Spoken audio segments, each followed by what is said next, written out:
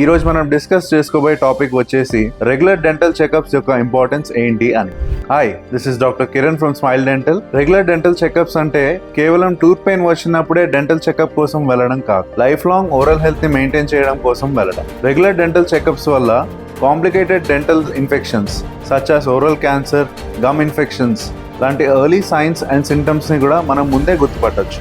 మనం ముందుగానే చిన్న చిన్న డెంటల్ ప్రాబ్లమ్స్ ని గుర్తిస్తే తర్వాత వచ్చే మేజర్ డెంటల్ ప్రాబ్లమ్స్ ని అవాయిడ్ చేయొచ్చు, which will lead to less expensive dental treatment.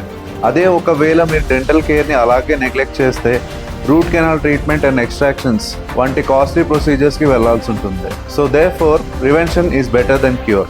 Generally regular dental checkups అనేది ప్రతి 6 monthsకి రికమెండ్ చేస్తారు, లేదా ఎవ్రీ ఇయర్ ఒక్కసారికైనా రికమెండ్ చేస్తారు. మంచి దంతాలు ఉంటేనే మంచి ఆరోగ్యం.